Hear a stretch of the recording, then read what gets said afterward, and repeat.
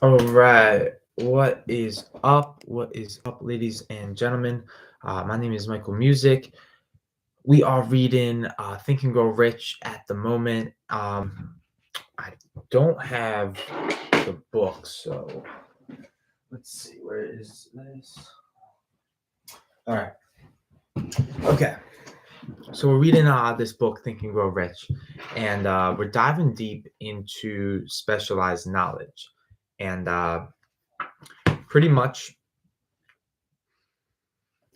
I didn't prepare well before this, so it's going to be a little bit of reading. I might want to skip over some things because this is going to be like an audible. I'm not saying it'll be boring, but specialized knowledge is packed. So what I'm going to just do is there's only what 97, 15 pages. All right, there's only 15 pages. I might just read through it, limited thoughts, because I really want to figure out exactly what is good with this chapter on specialized knowledge. It's truthfully not a chapter I think I valued as much as like a chapter like persistence or decision. So I wanna I wanna read it and I guess just go from there. That's pretty much how it's gonna be. Okay, so let's start here, right? On page 96, Hill says, as knowledge is required, it must be organized and put into use for a definite purpose through practical plans. Knowledge has no value except that which can be gained from its application towards some worthy end. This is one of the reasons why college degrees are not valued more highly. They represent nothing but miscellaneous knowledge. If you contemplate taking additional schooling, first determine the purpose for which you want the knowledge you are seeking, and then learn where this particular sort of knowledge can be attained from reliable sources. Okay, so let me pause there. I know we spoke about this 2 days ago in episode 50, but he's saying before you acquire any knowledge, first determine the purpose for which you want the knowledge. What does that mean to you, and what does that possibly look like to you?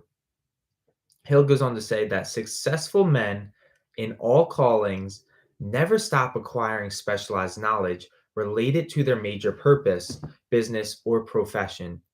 Those who are not successful usually make the mistake of believing that the knowledge acquiring period ends when one finishes school. The truth is that schooling does but little more than put one in the way of learning how to acquire practical knowledge. With this changed world, which began at the end of the economic collapse, came also astounding changes in educational requirements. The order of the day is specialization. The truth was emphasized by Robert P. Moore, Secretary of Appointments of Columbia University. Okay, so now we're going to dive into the section called Specialist Most Sought. And okay, so this is going to be kind of about gaining jobs and whatnot. I'm going to just keep reading. I'm probably going to do this like audible form today where I'm not going to pause because I want to get through 15 pages. So I'm going to just go through it. But if anything good comes up, as always, I'll definitely say it. So, particularly sought after by employing companies are candidates who have specialized in some field, whether it be business school graduates with training in accounting and statistics, engineers of all varieties, journalists, architects, chemists, and outstanding leaders and activity men of the senior class. The man who has been active on the campus, whose personality is such that he gets along with all kinds of people, and who has done an adequate job with his studies, has a most decided edge over the strictly academic student. Some of these, because of their all around qualifications, have received several offers of positions, a few of them as many as six. In departing from the concept, in departing from the conception that the straight A student was invariably the one to get the choice of the better jobs, Mr. Moore said that most companies look not only to the academic records, but to activity records and personalities of the students. One of the largest industrial companies, the leader in its field, in writing to Mr. Moore concerning prospective seniors at the college, said, "We are interested primarily in finding men who can make exceptional progress in management work. For this reason, we emphasize qualities of character, intelligence, personality far more than specific educational backgrounds." Okay, so this is like what Napoleon Hill is kind of given is essentially like, let's say you go to a college and you're looking to get to a job, then this video or this chapter would be great for you. Uh, I'm gonna keep going because it's like I already graduated college, and so I did these things where I did internships throughout. I was constantly working on some type of business throughout college and have been able to leverage that to get me the job I have now. Um, so this is more so like practical ways, and keep in mind this is written back in 1937. I think Think and Grow Rich was written. I could be wrong, but it may not apply directly today. So there is a few things I do have underlined coming up, so I do want to get to those, but I'm just going to keep going. Okay, so now he's saying apprenticeship proposed. Proposing a system of apprenticing students in offices, stores, and industrial occupations during the summer vacation, Mr. Moore asserts that after the first 2 or 3 years of college, every student should be asked to choose a definite future course and to call a halt if he has been merely pleasantly drifting without purpose through an unspecialized academic curriculum. Okay, this is actually going to get good stuff. Colleges and universities must face the practical consideration that all professions and occupations now demand specialists, he said, urging that educational institutions accept more direct responsibility for vocational guidance. One of the most reliable and practical sources of knowledge available to those who need specialized schooling is the night schools operated in most large cities. The correspondence schools give specialized training anywhere the U.S. males go on all subjects that can be taught by the extension method. One advantage of home study training is the flexibility of the study program, which permits one to study during spare time. Another stupendous advantage of home study training, if the school is carefully chosen, is the fact that most courses offered by home study schools carry with them generous privileges of consultation, which can be of priceless value to those needing specialized knowledge. No matter where you live, you can share the benefits. Okay, now this is something I underlined, so pay close attention to this sentence. Anything acquired without effort and without cost is generally unappreciated, often discredited, and perhaps this is why we get so little from our marvelous opportunity in public schools. So this is kind of where the personal development industry grows from, right? You're probably seeing this right now on my Facebook group or out on YouTube, just like my YouTube channel, right? And I'm giving this out for free. And so it's gonna be kind of taking like it's just another YouTube video. Like I'm not gonna pay much mind to it, but we're talking about Think and Grow Rich. So I understand from my personal experience, I've bought programs where my mentor said the exact same thing that he said in the free programs, It was just like the fact that I bought it and I paid the price for it, I now valued it to a different degree. So this is the difference between getting free information, because let's face it, it's all out there on the internet, and actually purchasing and paying for valuable, consolidated, organized knowledge. So there is a key difference, and you'll probably have a time. I'm not sure if you have experienced this yet watching this video, where you're probably still maybe on the free train, getting everything you can for free, and then finally you buy that one thing, and you just view that course differently than all the free knowledge that you've gotten. Okay, now Hill continues on. The self-discipline one receives from a definite program of specialized study makes up, to some extent, for the wasted opportunity when knowledge was available without cost. Correspondence schools are highly organized business institutions. Their tuition fees are so low that they are forced to insist upon prompt payments. Being asked to pay, whether the student makes good grades or poor, has the effect of causing one to follow through with the course when he would otherwise drop it. Okay, so here's another point. Have you ever maybe purchased a course, or have you ever gotten something for free, like a free, like, they're popping up on Instagram, like, oh, take this course, is free, all you gotta do is put your email in, you sign up, you watch the first video, the next thing you know, you don't continue on with the course. So what's the difference here? He's saying being asked to pay, whether the student makes good grades or poor, has the effect of causing one to follow through with the course when he would otherwise drop it. The correspondence schools have not been stressed at this point sufficiently, for the truth is that their collection departments constitute the very finest sort of training on decision, promptness, action, and the habit of finishing that which one begins. So Hill's what else is Hill saying about these outside night schools, right? So they're night schools, but we're in a different era of time. We're probably 100 years since this book was written, almost 100 years.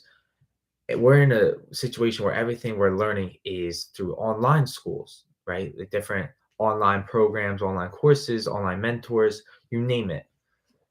But he's saying that they have not stressed this point sufficiently, for the truth is that their collection departments constitute the very finest sort of training on decision, promptness, action, and the habit of finishing that which one begins.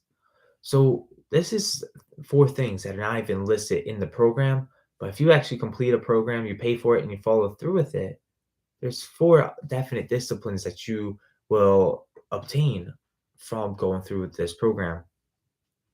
Okay, furthermore, I learned this from experience more than 25 years ago.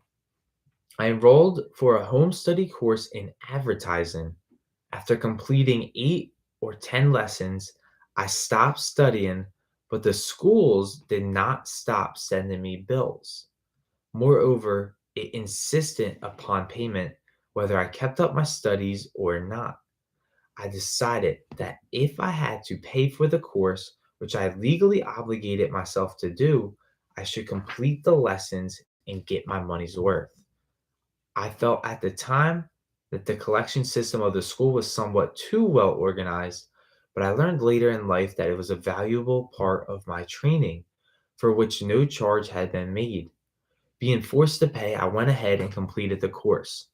Later in life, I discovered that the efficient collection system of the school had been worth much more in the form of money earned. Because of the training in advertising I had so reluctantly taken.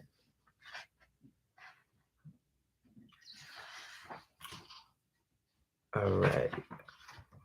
What's today? Thursday. All right. I do want to I'm going to read two more pages and then skip around because it's just a bunch of stories.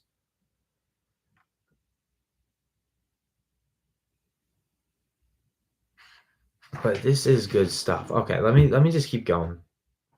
We have in this country what is said to be the greatest public school system in the world. We have invested fabulous sums for fine buildings.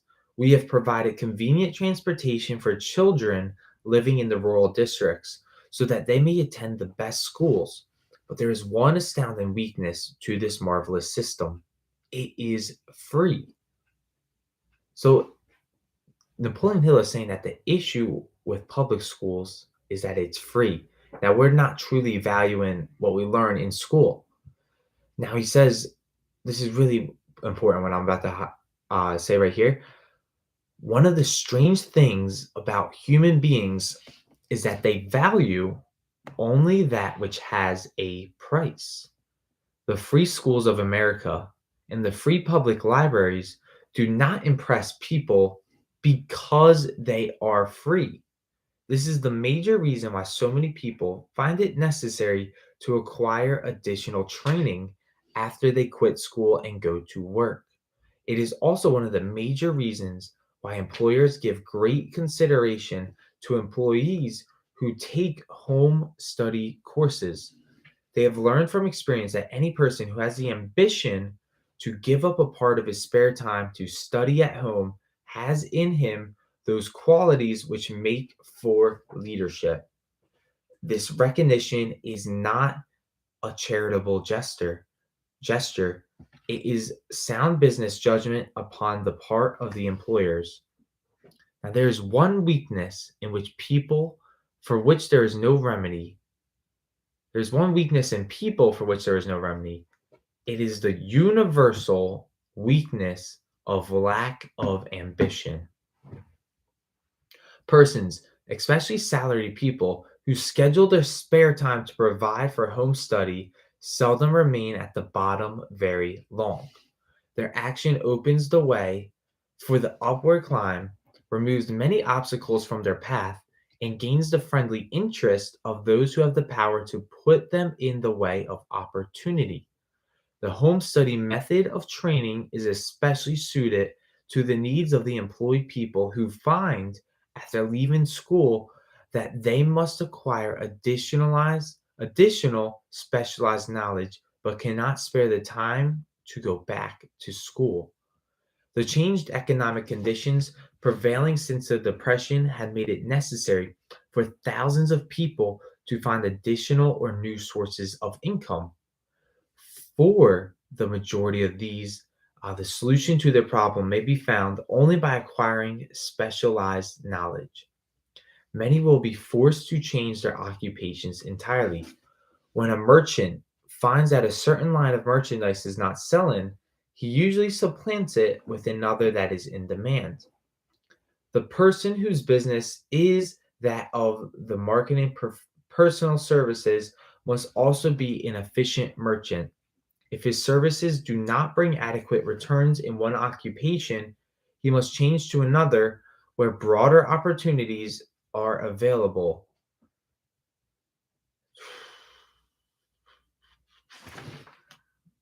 Okay, now